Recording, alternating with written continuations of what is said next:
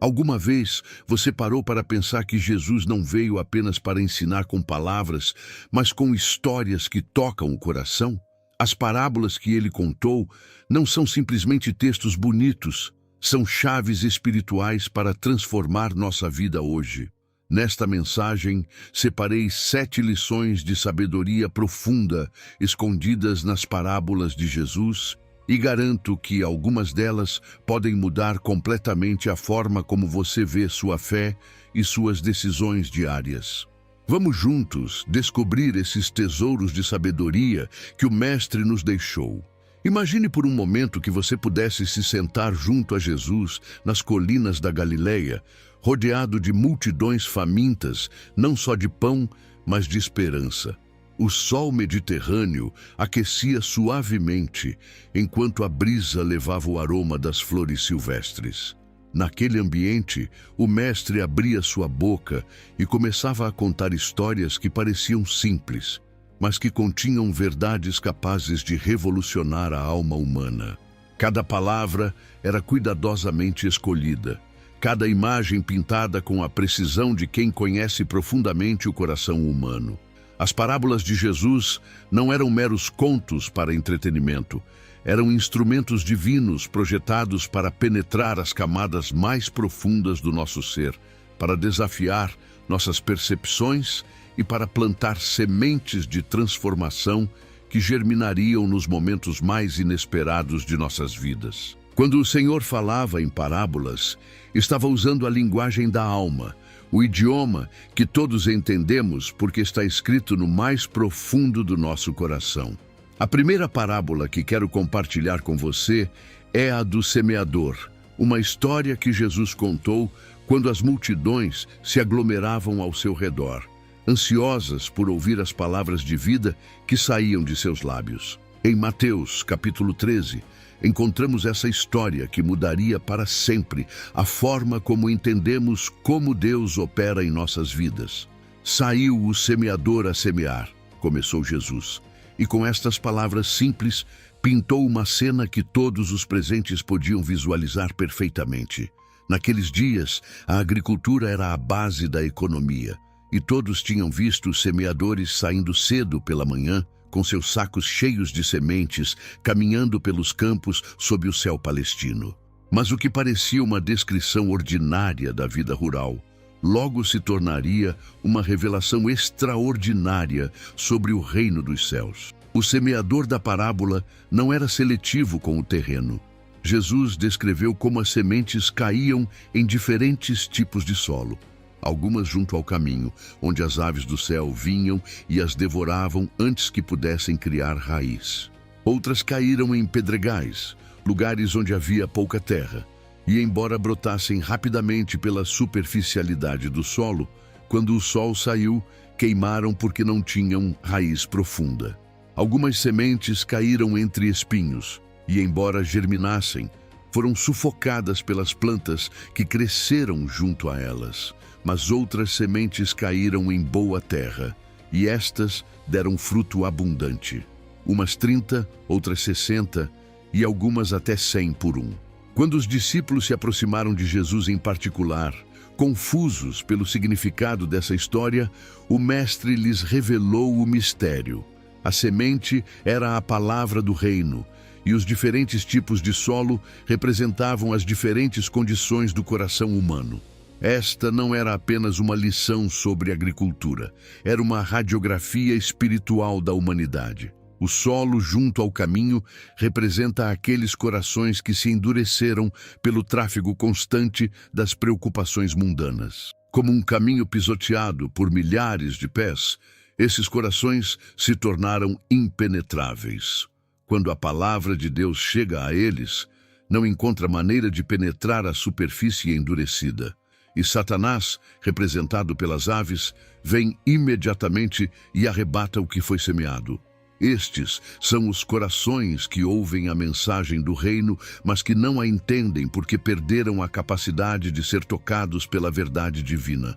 O terreno pedregoso simboliza aqueles que recebem a palavra com gozo imediato.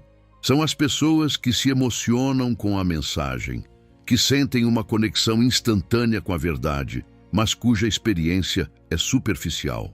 Como as plantas que brotam rapidamente em solo pouco profundo, sua fé inicial é entusiasta, mas carece da profundidade necessária para resistir às provas. Quando vêm as dificuldades, a perseguição ou os desafios por causa da palavra, imediatamente se escandalizam e abandonam a fé. Seu problema não é a falta de resposta inicial, mas a ausência de raízes profundas que os sustentem nos momentos difíceis. As sementes que caem entre espinhos representam uma categoria particularmente perigosa. Aqueles que ouvem a palavra e a recebem, mas permitem que as preocupações do mundo e o engano das riquezas a sufoquem. Esses corações não rejeitam abertamente a mensagem, simplesmente permitem que outras coisas tomem prioridade. Como as plantas que competem pelos mesmos nutrientes, as preocupações mundanas gradualmente roubam a vitalidade espiritual, até que a palavra se torne infrutífera. É uma morte lenta, mas segura da vida espiritual. Mas existe uma quarta categoria, a que representa a esperança e o propósito de Deus, a boa terra. Este é o coração que não só ouve a palavra, mas que a entende, a abraça e permite que ela transforme completamente sua vida. É o solo que foi preparado pelo arado da humildade, regado pelas lágrimas do arrependimento e fertilizado pela obediência. Neste terreno, a semente divina não só germina, mas produz fruto abundante, multiplicando-se de formas que vão além do que poderíamos imaginar. A lição transformadora desta parábola é clara e poderosa. O coração precisa estar preparado para receber a palavra. Não é suficiente ouvir, devemos examinar honestamente o estado do nosso coração. Permitimos que as preocupações do mundo, o tráfego constante das distrações ou a superficialidade da nossa cultura moderna endureçam o solo do nosso ser interior? Estamos dando espaço para que a palavra de Deus crie raízes profundas ou nos deixamos levar pelas emoções do momento sem desenvolver a profundidade espiritual necessária para uma fé duradoura? A aplicação prática desta primeira lição nos desafia a nos tornarmos jardineiros do nosso próprio coração. Devemos arar a terra endurecida mediante a confissão e o arrependimento, remover as pedras do orgulho e da resistência, arrancar as ervas daninhas das preocupações mundanas e regar constantemente com oração e meditação nas Escrituras. Só assim poderemos ser a boa terra que Deus deseja que sejamos. A segunda parábola que transformará sua perspectiva é a do bom samaritano, uma história que Jesus contou em resposta a uma pergunta aparentemente simples, mas profundamente complexa. Um intérprete da lei se aproximou de Jesus, não com coração sincero, mas com a intenção de testá-lo. "Mestre", disse ele, "fazendo o que herdarei a vida eterna?" A pergunta revelava a mentalidade legalista da época, a crença de que a salvação podia ser ganha mediante obras. Jesus, conhecendo o coração do homem, devolveu a pergunta: "O que está escrito na lei? Como você lê?" O intérprete respondeu corretamente, citando os 2 grandes mandamentos: amar a Deus com todo o coração, alma, forças e mente, e amar ao próximo como a si mesmo. Jesus confirmou que ele havia respondido bem e disse: "Faça isto e viverá." Mas o homem, querendo se justificar, fez outra pergunta que revelou a verdadeira condição do seu coração: "E quem é o meu próximo?" Esta pergunta, aparentemente inocente, expunha uma mentalidade que buscava limites para o amor, fronteiras para a compaixão, desculpas para a indiferença. Era a mesma mentalidade que levava as pessoas a categorizar outros como dignos ou indignos de sua atenção e cuidado. Em resposta a esta pergunta, Jesus não deu uma definição teológica abstrata. Em vez disso, contou uma história que continua ressoando nos corações 2000 anos depois. Um homem descia de Jerusalém a Jericó. uma viagem de aproximadamente 27 quilômetros através de um terreno desértico e perigoso.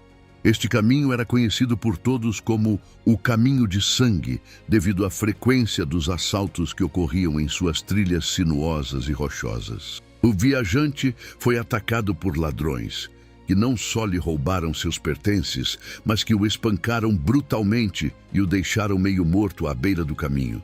A imagem era dilacerante. Um ser humano sangrando, provavelmente nu, com feridas abertas, lutando entre a vida e a morte sob o sol implacável do deserto judaico. Era a personificação da vulnerabilidade humana, a representação de todo aquele que precisa de misericórdia. Então começou o desfile de personagens que revelaria a verdadeira natureza do coração humano. Primeiro passou um sacerdote, um homem que representava o mais sagrado da religião judaica. Este era alguém que conhecia as Escrituras, que oficiava no templo, que falava constantemente do amor de Deus.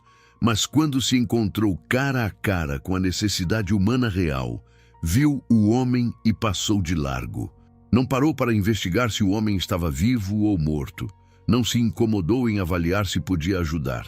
Simplesmente cruzou para o outro lado do caminho e continuou sua viagem. Depois veio um levita, outro representante da classe religiosa, alguém que servia no templo e que teoricamente deveria ter sido um exemplo de compaixão. Mas a história se repetiu. Chegou perto do lugar e, vendo-o, passou de largo. Dois homens religiosos, duas oportunidades perdidas, dois corações que haviam perdido a conexão entre seu conhecimento teológico e a prática do amor. Mas então aparece o protagonista inesperado da história, um samaritano. Para entender o impacto deste detalhe, devemos lembrar que os samaritanos eram desprezados pelos judeus. Havia uma inimizade histórica e racial profunda entre esses dois povos. Os judeus consideravam os samaritanos como mestiços raciais e religiosos, indignos de respeito ou consideração. Era o último tipo de pessoa de quem você esperaria um ato de compaixão para com um judeu. Mas quando este samaritano viu o homem ferido, foi movido de compaixão. A expressão grega utilizada aqui é esplanchniste, que literalmente significa que suas entranhas se comoveram. Não foi uma decisão intelectual fria, foi uma resposta visceral, emocional, que brotou do mais profundo do seu ser. A compaixão não foi apenas um sentimento, mas se traduziu imediatamente em ação. O samaritano se aproximou do ferido e enfaixou suas feridas, derramando azeite e vinho sobre elas. O azeite tinha propriedades curativas, enquanto o vinho servia como desinfetante. Depois, o colocou sobre sua própria montaria, sacrificando seu próprio conforto pelo bem-estar do estranho. Levou-o a uma hospedaria e cuidou dele pessoalmente durante a noite, velando por sua recuperação. No dia seguinte, antes de partir, o samaritano deu ao hospedeiro 2 denários, o equivalente a 2 dias de salário, e disse: "Cuide dele, e tudo o que gastar a mais, eu pagarei quando voltar." Não colocou limites à sua generosidade. Assumiu a responsabilidade completa pelo bem-estar do homem, mesmo após sua partida. Quando Jesus terminou a história, perguntou ao intérprete da lei: "Qual, pois, destes 3 te parece que foi o próximo daquele que caiu nas mãos dos ladrões?" A pergunta era brilhante porque invertia completamente a perspectiva original. O homem havia perguntado: "Quem é o meu próximo?" Mas Jesus estava perguntando: quem se comportou como próximo? O intérprete, talvez desconfortável por ter que reconhecer a virtude de um samaritano, respondeu evasivamente: "O que usou de misericórdia com ele." Nem sequer pôde pronunciar a palavra samaritano. Jesus então deu o mandamento final: vá e faça o mesmo. A lição transformadora desta parábola é que a fé sem compaixão é vazia. O amor verdadeiro transcende as barreiras religiosas, raciais, sociais e culturais. Não se trata de quem merece nosso amor, mas de quem precisa do nosso amor. A religiosidade externa, o conhecimento teológico e a posição social não significam nada se não se traduzem em compaixão prática para com aqueles que sofrem. A aplicação prática nos desafia a perguntar: a quem temos ignorado no caminho da vida? Que desculpas temos usado para justificar nossa indiferença ao sofrimento alheio? Permitimos que nossos preconceitos, nosso conforto ou nossas ocupações nos impeçam de ver as necessidades daqueles que estão ao nosso redor? O amor prático, não as palavras bonitas, é o que Jesus espera de nós. A terceira parábola que pode revolucionar sua vida é a do filho pródigo. Talvez a história mais conhecida e amada de todas as que Jesus contou. Mas debaixo de sua familiaridade se encontra uma verdade tão profunda sobre o coração de Deus que pode curar as feridas mais profundas da alma humana. Lucas, capítulo 15, nos apresenta o contexto desta parábola. Os fariseus e os escribas murmuravam contra Jesus, dizendo: "Este recebe pecadores e come com eles." Sua crítica revelava uma mentalidade religiosa que havia perdido de vista o coração misericordioso de Deus. Em resposta a esta murmuração, Jesus contou 3 parábolas: a ovelha perdida, a moeda perdida e, finalmente, a história que conhecemos como o filho pródigo. A história começa com um pai que tinha 2 filhos. O mais jovem, movido pela impaciência da juventude e o desejo de independência, aproximou-se de seu pai com um pedido que era culturalmente escandaloso: "Pai, dê-me a parte dos bens que me corresponde." Na cultura judaica, isto era equivalente a dizer ao pai: "Gostaria que você estivesse morto para poder ter minha herança agora." Era uma declaração de ruptura total com a autoridade paterna e uma negação dos valores familiares. Surpreendentemente, o pai não se recusou. Não fez sermão, não castigou, não tentou reter o filho pela força, simplesmente repartiu os bens entre eles. Esta resposta do pai revela algo profundo sobre o caráter de Deus.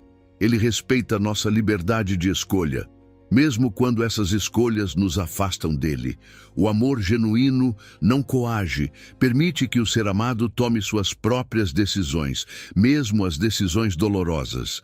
Não muitos dias depois, o filho mais jovem reuniu tudo o que tinha e foi para uma província distante. A distância geográfica simbolizava a distância espiritual e emocional que havia criado entre ele e sua família. Naquela terra longínqua, desperdiçou seus bens vivendo dissolutamente. A palavra grega utilizada aqui sugere uma vida de desenfreio, de prazeres carnais, de decisões imprudentes que gradualmente corroeram não só sua riqueza material, mas também sua dignidade pessoal. Quando havia gastado tudo, veio uma grande fome naquela província, e ele começou a passar necessidade. A provisão externa se esgotou ao mesmo tempo que a provisão interna. A fome física era simplesmente a manifestação externa do vazio espiritual que havia estado crescendo em seu interior. Em seu desespero, juntou-se a um dos cidadãos daquela terra que o enviou aos seus campos para apacentar porcos. Para um judeu, isto era a humilhação máxima. Os porcos eram animais imundos, segundo a lei judaica, e trabalhar com eles era uma contaminação ritual e social. O jovem que havia partido com arrogância e riqueza, agora se encontrava no lugar mais baixo possível, alimentando animais que sua própria religião considerava abomináveis. Sua fome era tão intensa que desejava encher seu ventre das alfarrobas que os porcos comiam, mas ninguém lhe dava. Foi neste momento de completa desolação que ocorreu o ponto de virada da história. E caindo em si, disse: "Quantos trabalhadores na casa de meu pai têm abundância de pão, e eu aqui pereço de fome." A frase "caindo em si" é crucial. Indica um momento de clareza mental e espiritual, um despertar da consciência que havia estado adormecida pelo pecado e a autodestruição.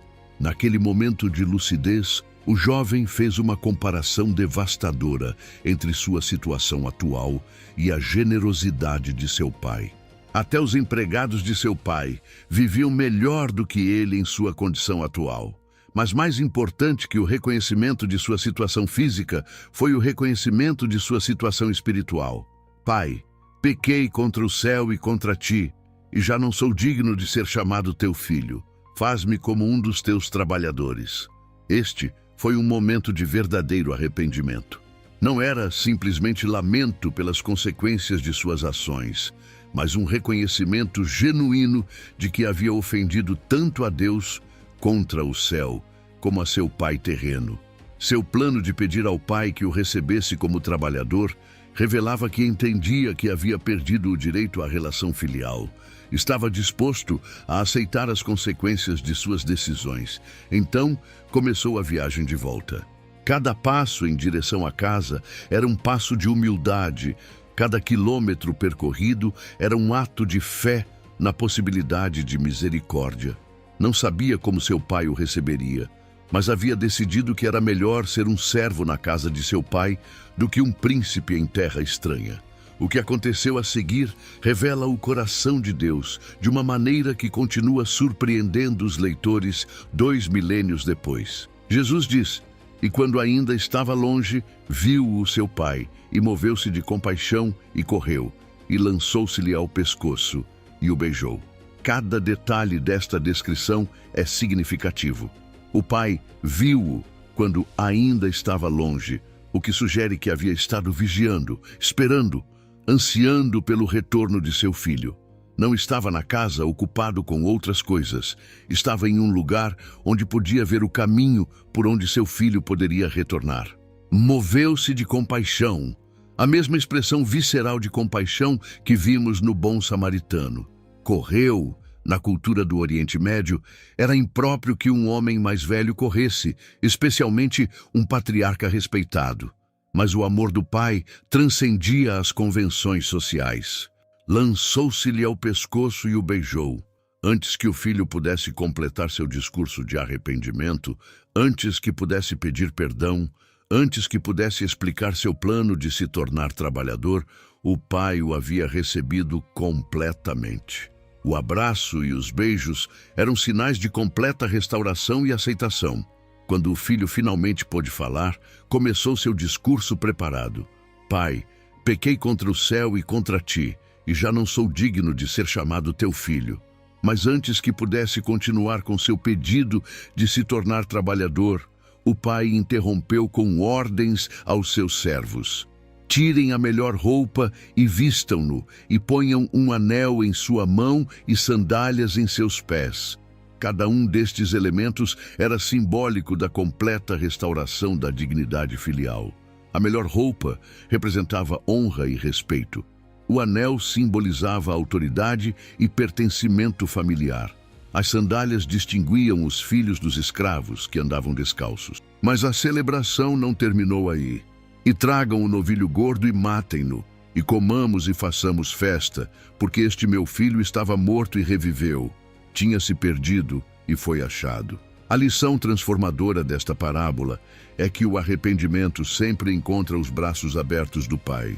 Não importa quanto você tenha errado, quão longe tenha se afastado, quanto tenha desperdiçado ou quanto tempo tenha estado vivendo em rebelião. O coração de Deus sempre está disposto a perdoar, restaurar e celebrar o retorno de seus filhos. A aplicação prática nos desafia a deixar de viver na culpa e na condenação. Deus não quer que você permaneça na terra distante da separação espiritual. Hoje é o dia do seu retorno. Você não precisa limpar sua vida antes de vir a Ele. Você vem a Ele para que Ele limpe sua vida. Você não precisa ser digno de seu amor. O amor dele é o que torna você digno. A quarta parábola que transformará sua perspectiva sobre as prioridades da vida é a da pérola de grande valor. Em Mateus capítulo 13, Jesus nos apresenta uma imagem poderosa do que significa valorizar verdadeiramente o reino dos céus. Esta parábola, embora breve, contém uma verdade tão profunda que pode revolucionar completamente a forma como vemos nossas decisões diárias. Além disso, o reino dos céus é semelhante a um comerciante que busca boas pérolas, começou Jesus. Naqueles dias, as pérolas eram consideradas as gemas mais preciosas. Seu valor superava o dos diamantes, do ouro e de todas as outras pedras preciosas. Os comerciantes de pérolas eram homens de grande conhecimento e experiência, capazes de distinguir entre uma pérola ordinária e uma extraordinária. Haviam dedicado suas vidas a entender a qualidade, a pureza e o valor dessas joias do mar. O comerciante da parábola não era um novato no negócio. Era alguém que busca boas pérolas, o que indica que já tinha experiência, conhecimento e provavelmente uma coleção considerável. Sua busca não era casual, era sistemática, informada e dirigida por anos de experiência no comércio de pérolas finas. Mas então ocorreu algo que mudou tudo. Que, tendo achado uma pérola preciosa, foi e vendeu tudo o que tinha e a comprou. Esta não era simplesmente outra pérola boa, era uma pérola de valor incomparável. A palavra grega utilizada aqui sugere algo único, extraordinário, de um valor que transcendia tudo o que havia visto antes. A decisão do comerciante foi imediata e total. Não negociou o preço, não buscou uma segunda opinião, não hesitou por um momento. Foi e vendeu tudo o que tinha. Isto incluía seu inventário completo de pérolas, suas ferramentas comerciais, provavelmente sua casa, suas posses pessoais, tudo o que havia acumulado durante anos de trabalho árduo. Era uma decisão que parecia imprudente para um observador externo, mas que era perfeitamente lógica para alguém que entendia o verdadeiro valor do que havia encontrado. A lição profunda desta parábola é que o reino de Deus é tão precioso que merece toda a nossa entrega. Não é algo que podemos acrescentar às nossas outras prioridades. É algo que deve se tornar nossa prioridade suprema, a realidade que define todas as nossas outras decisões. Jesus não estava ensinando que devemos vender literalmente todas as nossas posses materiais, mas que devemos estar dispostos a renunciar a qualquer coisa que compita com o reino de Deus pela supremacia em nossas vidas. Para alguns, isto pode significar riquezas materiais. Para outros, pode ser a ambição profissional, os relacionamentos não saudáveis, os hábitos destrutivos, ou mesmo coisas boas que se tornaram ídolos. O comerciante de pérolas representa aqueles que descobriram que existe algo de valor infinito disponível para a humanidade. Tiveram um encontro com a realidade do reino de Deus que lhes mostrou que todo o resto, por valioso que pareça, é temporal e perecível em comparação. Experimentaram uma mudança de perspectiva tão radical que estão dispostos a reorganizar completamente suas vidas em torno desta nova realidade. Esta parábola também nos ensina sobre a natureza da descoberta espiritual. O comerciante não estava buscando especificamente esta pérola extraordinária. Encontrou-a no curso de sua busca geral de boas pérolas. Às vezes, Deus se revela a nós quando estamos buscando sinceramente a verdade, mesmo se não sabemos exatamente o que estamos buscando. A busca honesta de significado, propósito e verdade pode nos levar a descobertas que mudam toda a nossa perspectiva da vida. A aplicação prática desta parábola nos desafia a examinar honestamente o que está tomando o lugar mais importante em nosso coração. O que é o que mais valorizamos? Em que investimos a maior parte do nosso tempo, energia e recursos? Estamos dispostos a renunciar a coisas temporais por algo eterno? Jesus não está pedindo que sejamos miseráveis ou que desprezemos as bênçãos legítimas da vida. Está pedindo que reconheçamos o valor supremo do reino de Deus e que estejamos dispostos a fazer qualquer sacrifício necessário para obtê-lo e mantê-lo. Como o comerciante sábio, devemos ser capazes de distinguir entre o que é simplesmente bom e o que é infinitamente precioso. A quinta parábola que pode transformar sua vida é a das 10 virgens, uma história que Jesus contou para ensinar sobre a importância da vigilância espiritual e da preparação constante para sua segunda vinda. Esta parábola, registrada em Mateus, capítulo 25, revela uma verdade que pode ser desconfortável, mas é absolutamente essencial para a nossa vida espiritual. Então, o reino dos céus será semelhante a 10 virgens que, tomando suas lâmpadas, saíram para receber o noivo, começou Jesus. Para entender o impacto desta história, devemos conhecer os costumes matrimoniais da época. O casamento judaico era um processo que se estendia durante vários dias, e uma das cerimônias mais importantes era a procissão do noivo desde sua casa até a casa da noiva, geralmente durante a noite. As virgens da parábola eram as damas de honra da noiva, e sua responsabilidade era esperar a chegada do noivo com lâmpadas acesas para acompanhá-lo na procissão nupcial. Esta era uma responsabilidade de honra, mas também de grande importância prática. Sem suas lâmpadas, a procissão não poderia continuar adequadamente. Jesus dividiu as 10 virgens em 2 grupos, 5 prudentes e 5 insensatas. A diferença entre elas não era inicialmente aparente. Todas tinham lâmpadas, todas sabiam qual era sua responsabilidade, todas esperavam a chegada do noivo. Mas havia uma diferença crucial, que só se revelaria quando fosse tarde demais para fazer correções. 5 delas eram prudentes e 5 insensatas. As insensatas, tomando suas lâmpadas, não tomaram consigo azeite, mas as prudentes tomaram azeite em suas vasilhas, juntamente com suas lâmpadas. Esta diferença aparentemente pequena revelaria ser a diferença entre estar preparadas e não estar preparadas, entre ser incluídas na celebração e ser excluídas dela.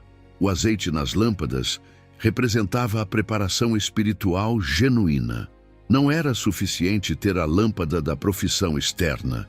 Era necessário ter o azeite da realidade espiritual interna.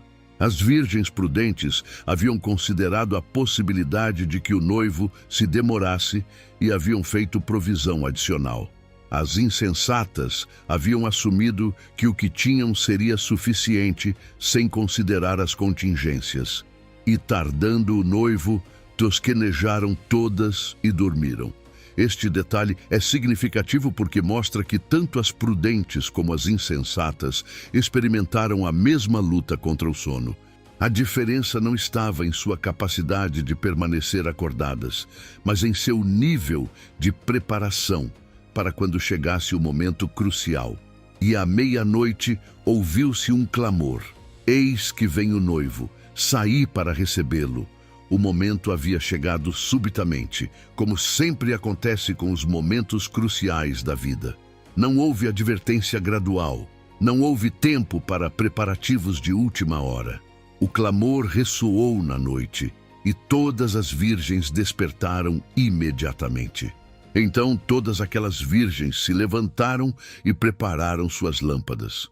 Este foi o momento da verdade. Quando tentaram acender suas lâmpadas, a diferença crucial ficou evidente. As lâmpadas das virgens insensatas começaram a se apagar porque não tinham azeite suficiente para manter a chama. Em seu desespero, as insensatas se dirigiram às prudentes: "Dai-nos do vosso azeite, porque nossas lâmpadas estão se apagando." Mas a resposta das prudentes revelou uma verdade espiritual profunda: "Para que não nos falte a nós e a vós, ide antes aos que vendem e comprai para vós mesmas." Esta resposta não era egoísmo, era realismo espiritual. O azeite da preparação espiritual não é algo que pode ser transferido de uma pessoa a outra.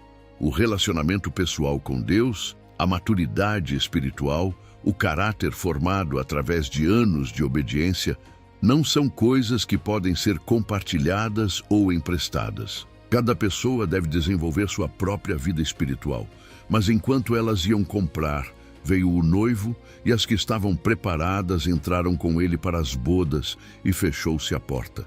A tragédia das 5 virgens insensatas não era que não tivessem a oportunidade de se preparar, era que haviam desperdiçado o tempo de preparação. Quando finalmente reconheceram sua necessidade, já era tarde demais.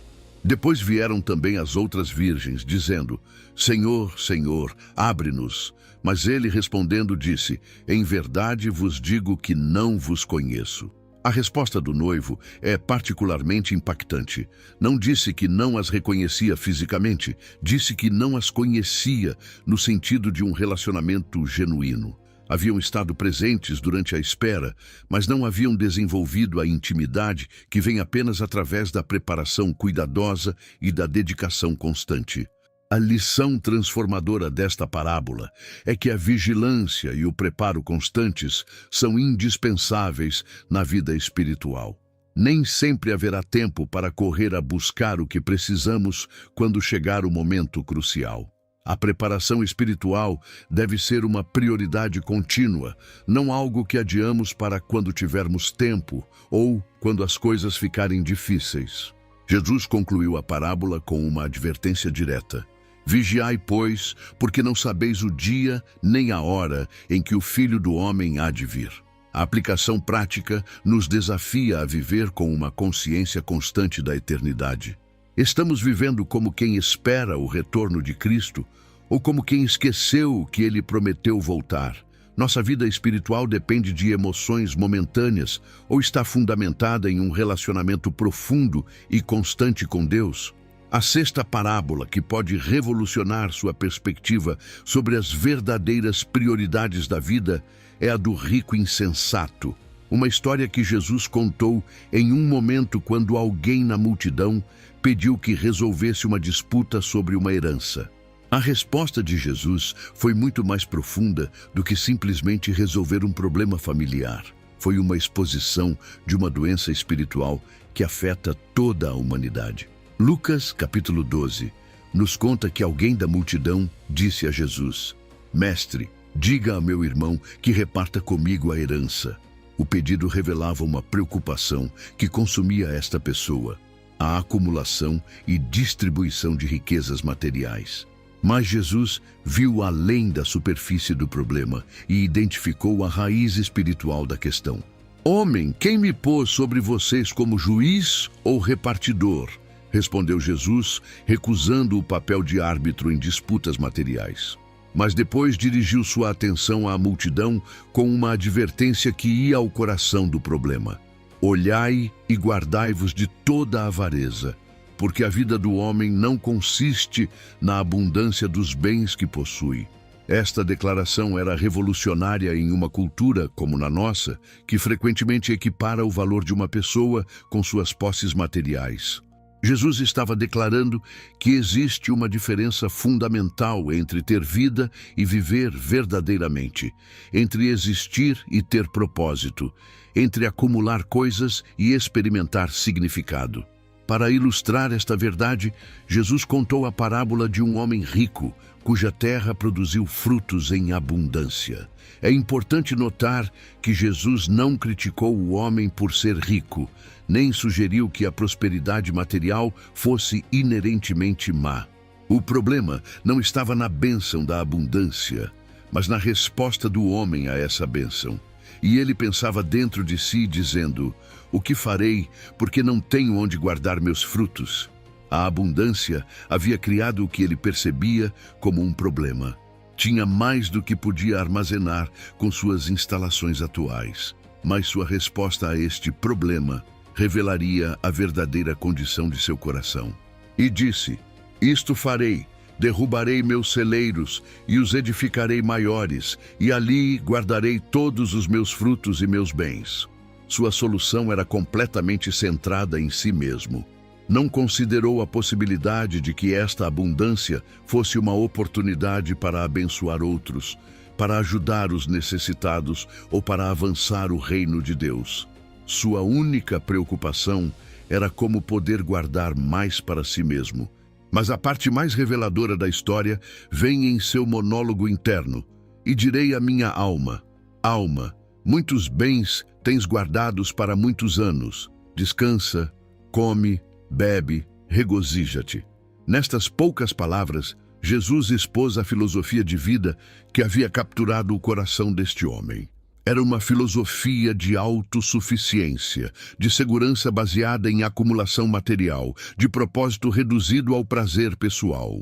O homem havia chegado a acreditar que suas posses podiam garantir seu futuro, que seus celeiros cheios podiam protegê-lo da incerteza da vida, que sua riqueza material podia satisfazer as necessidades mais profundas de sua alma. Era uma ilusão comum, mas fatal. Então veio a intervenção divina, súbita e definitiva. Mas Deus lhe disse: insensato, esta noite pedirão a tua alma, e o que tens preparado de quem será? Em uma só noite, todos os seus planos cuidadosos desmoronaram. Seus celeiros novos não podiam protegê-lo da realidade da mortalidade humana. Sua abundância acumulada se tornou irrelevante diante da eternidade. A palavra insensato que Deus usou não se referia à falta de inteligência intelectual. Na linguagem bíblica, um insensato é alguém que vive como se Deus não existisse. Alguém que toma decisões importantes sem considerar a perspectiva eterna. Este homem havia sido inteligente nos negócios, eficiente no planejamento, bem-sucedido na acumulação, mas insensato nas coisas que realmente importam. A pergunta de quem será era devastadora em sua simplicidade. Toda a sua vida havia estado focada em acumular para si mesmo. Mas no momento de sua morte, nada do que havia acumulado lhe pertenceria mais. Havia investido tudo em algo que não podia levar consigo e havia negligenciado o que sim transcende a morte. Jesus concluiu a parábola com uma aplicação direta. Assim é aquele que faz para si tesouro e não é rico para com Deus. Esta declaração estabelece um contraste fundamental entre dois tipos de riqueza: a riqueza temporal que se acumula para si mesmo e a riqueza eterna que se desenvolve em relação com Deus. A lição transformadora desta parábola é que acumular não é viver. A vida não consiste na abundância das coisas que possuímos, mas na riqueza de nosso relacionamento com Deus e nosso impacto na eternidade. O erro do rico insensato não foi ter muito, mas confiar no que tinha mais do que em Deus, e viver para si mesmo em vez de para o propósito divino. A aplicação prática nos desafia a examinar onde está nossa verdadeira segurança. Confiamos em nossas contas bancárias, nossas posses, nossos planos de aposentadoria, ou confiamos na provisão e proteção de Deus? Estamos acumulando tesouros na terra que podem ser destruídos pela traça, a ferrugem e os ladrões? Ou estamos investindo em tesouros eternos que ninguém pode roubar? A sétima e última parábola, que pode transformar completamente sua perspectiva sobre a vida, é a do servo fiel. Uma história que Jesus contou para ensinar sobre a importância da fidelidade constante e da mordomia responsável. Esta parábola, encontrada em Mateus, capítulo 24 e Lucas, capítulo 12, revela como Deus vê e recompensa a fidelidade nas responsabilidades que nos confia. Jesus começou a história perguntando: quem é, pois, o servo fiel e prudente, ao qual o seu senhor pôs sobre sua casa para que lhes dê o alimento a tempo? Esta pergunta estabelece imediatamente o contexto de responsabilidade e confiança. O servo não era dono da casa, mas havia sido posto em uma posição de autoridade por seu senhor. Era um administrador, um mordomo, alguém a quem se havia confiado algo que pertencia a outro. A responsabilidade específica deste servo era assegurar que os outros servos da casa recebessem seu alimento a tempo. Esta não era uma tarefa glamourosa ou emocionante. Era uma responsabilidade rotineira, mas essencial. A fidelidade se manifestava não em atos heróicos ocasionais, mas no cumprimento constante de deveres aparentemente ordinários. Jesus continuou: bem-aventurado aquele servo ao qual, quando seu senhor vier, o achar fazendo assim. A bem-aventurança não estava vinculada a realizações extraordinárias ou a reconhecimento público, mas simplesmente a ser encontrado fazendo fielmente o que se supunha que deveria fazer. A fidelidade se media pela consistência, não pela espetacularidade. Então, Jesus revelou a recompensa da fidelidade. Em verdade, vos digo que o porá sobre todos os seus bens. Esta promessa era extraordinária. O servo que havia sido fiel em uma responsabilidade específica seria posto sobre todas as posses do Senhor.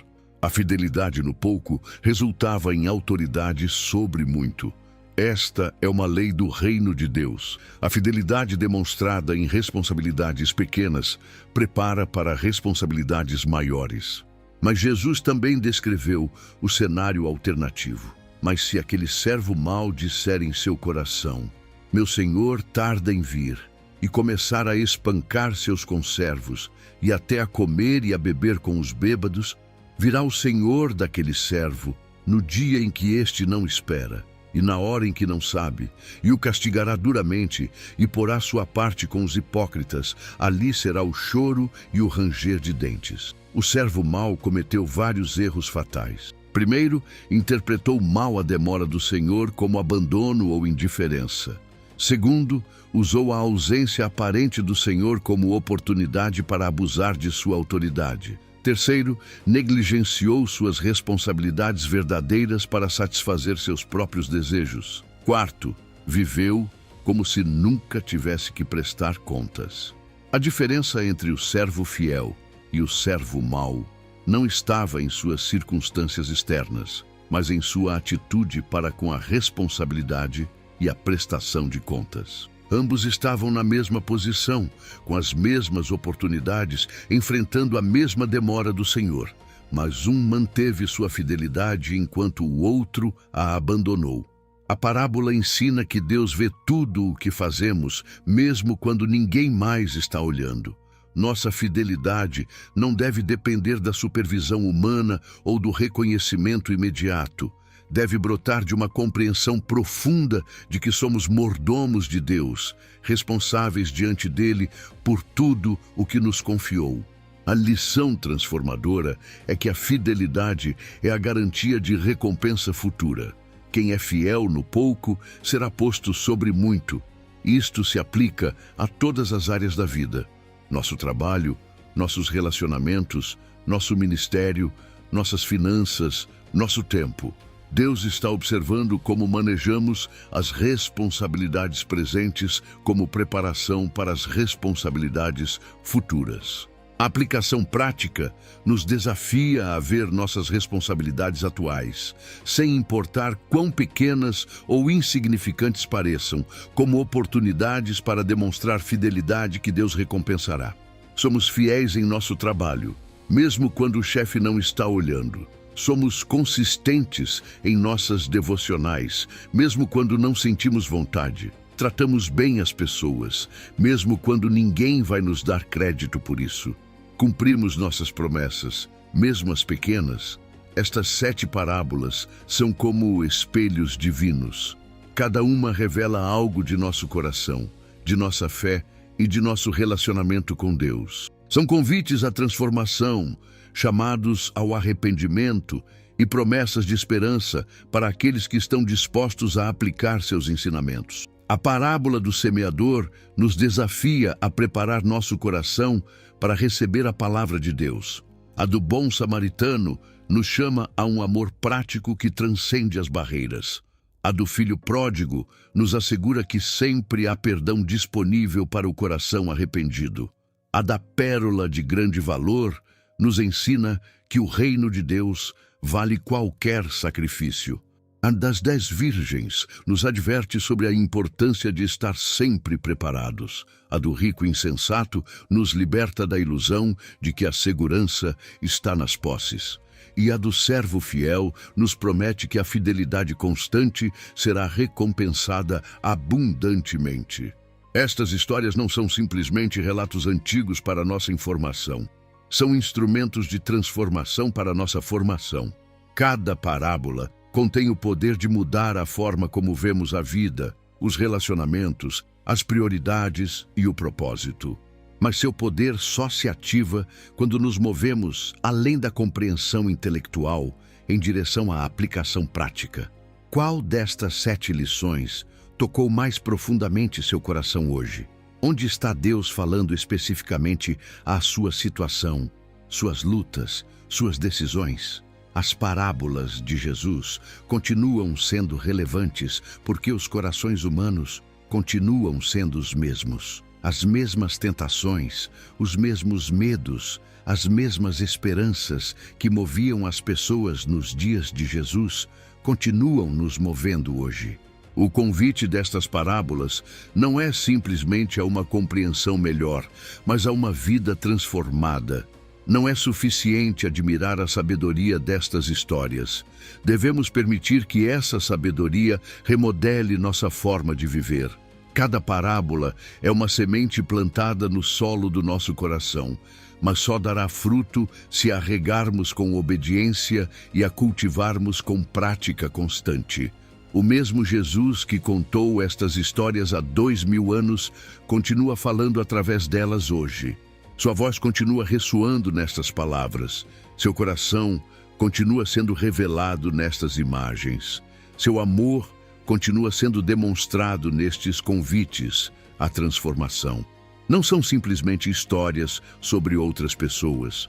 São histórias sobre nós, sobre nosso potencial, sobre nosso destino quando respondemos à graça de Deus. As parábolas nos ensinam que a transformação genuína não vem através de esforço religioso ou autoaperfeiçoamento, mas através do encontro com a verdade de Deus, que muda nosso coração de dentro para fora. São lembretes de que Deus não está interessado simplesmente em nosso comportamento externo, mas na condição do nosso ser interior. Enquanto você reflete sobre estas 7 lições, lembre-se de que você não está sozinho nesta jornada de transformação. O mesmo Espírito que inspirou estas palavras está disponível para ajudá-lo a aplicá-las. A mesma graça que se revela nestas histórias está disponível para capacitá-lo a viver de maneira diferente. O mesmo amor que motivou Jesus a contar estas parábolas está disponível para sustentar e guiar cada passo do seu crescimento espiritual. Se esta mensagem tocou seu coração, se alguma destas parábolas falou à sua situação específica, encorajo você a não deixar que este momento passe sem ação.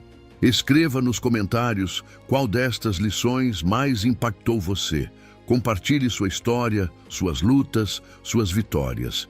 Permita-me orar com você e por você enquanto aplica estas verdades transformadoras em sua vida diária.